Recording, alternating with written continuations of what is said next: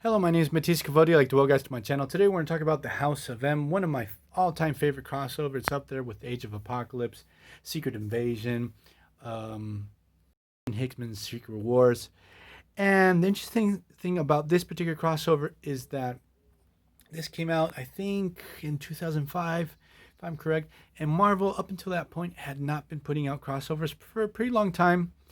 I think the last major crossover was at the early 2000s. Maybe it was Maximum Security. I might be totally wrong, but this was like the big one, first big one that really called my attention. And after this, Marvel had a pretty good streak of putting out some really solid crossovers. At least 3 or 4 were pretty good.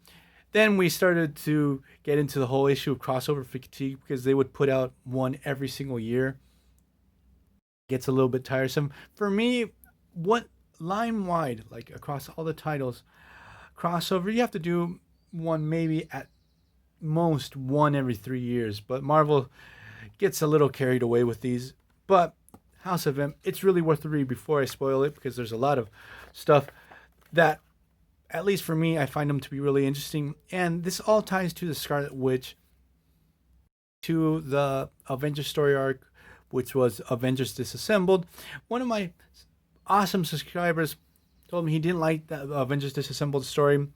I do, because it leads to this and the whole story arc of Scarlet Witch during this time.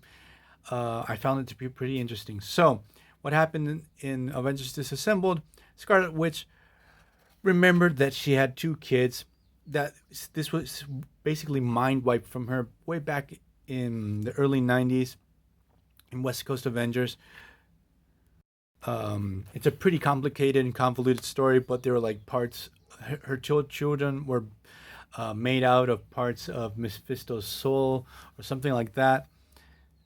Thing was, she was mind wiped by Agatha Harkness, and it was pretty much like a cover up with the Avengers. She got really pissed off, destroyed the Avengers. Now she has like this mental breakdown. She was taken to Genosha under the care of her father Magneto and Xavier.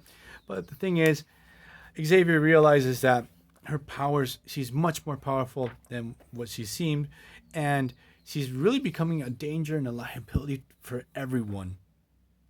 Issues controlling her, like she's starting to get out of control. So Xavier goes to the Avengers.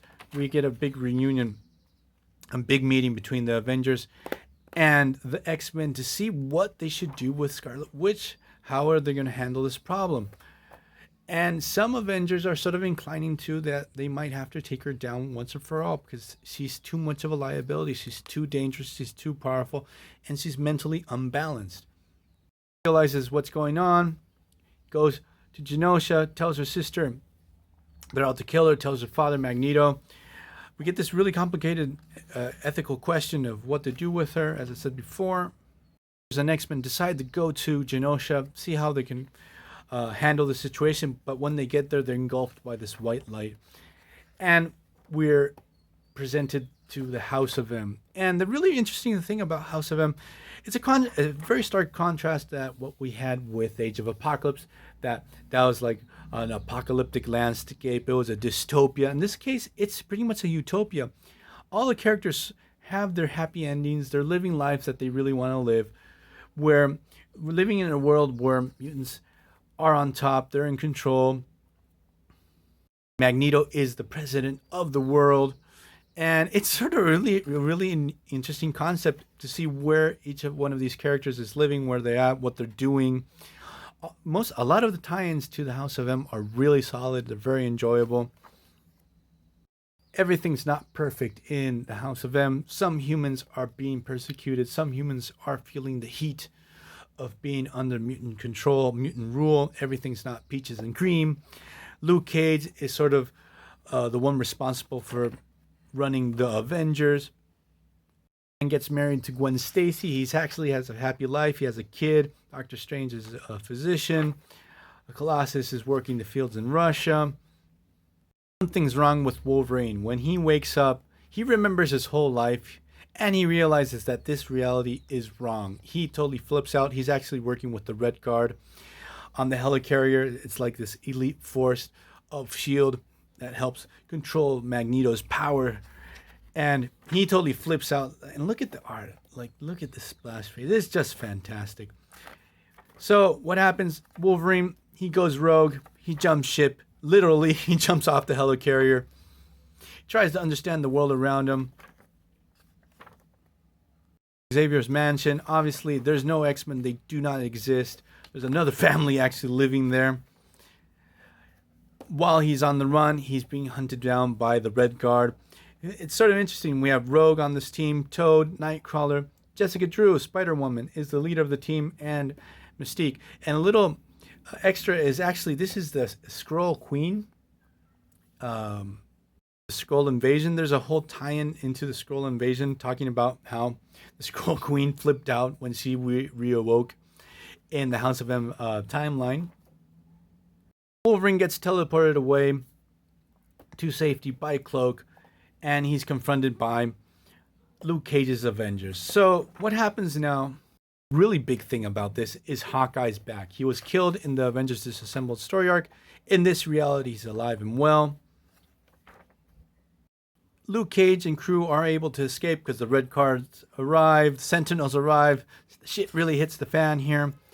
And what happens is Wolverine is actually presented to Layla Miller, a fascinating character that she's going to be a very important character after this crossover in X Factor. She's the one that knows things. Like, she's a real big mystery. But the thing is, she also knows that this reality is wrong, and she has the power of snapping people out of this situation. And she already snapped Luke Cage out of this. Most of the Avengers are aware of what's happening. So what happens afterwards is that Wolverine and Luke Cage's Avengers start going around town, waking up heroes, Cyclops, Emma Frost, Spider-Man. Sort of heartbreaking, the story arc, the arc that Spider-Man has in the story, because he has a really happy life, so he's really broken when he realizes this is all wrong. It really breaks him, and it's a big part of his tie-in is that he goes mad. He becomes the Green Goblin briefly in that story.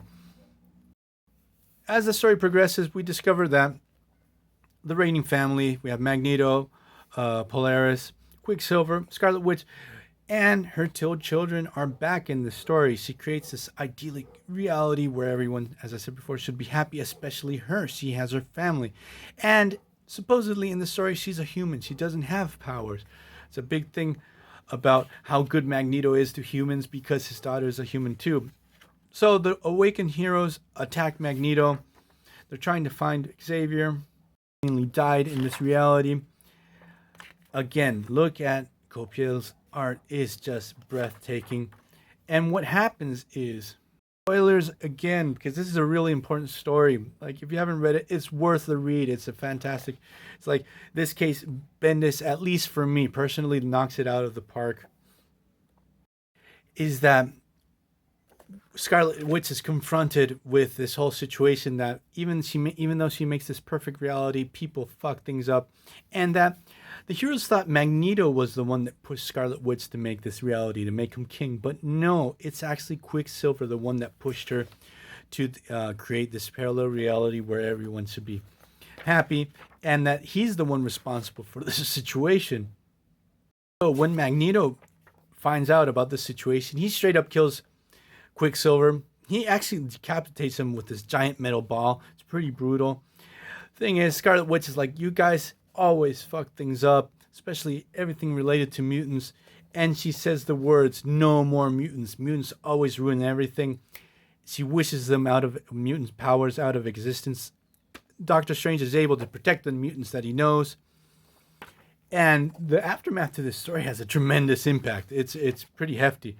So Layla Miller is introduced into the main Marvel universe because she wasn't seen prior to this story.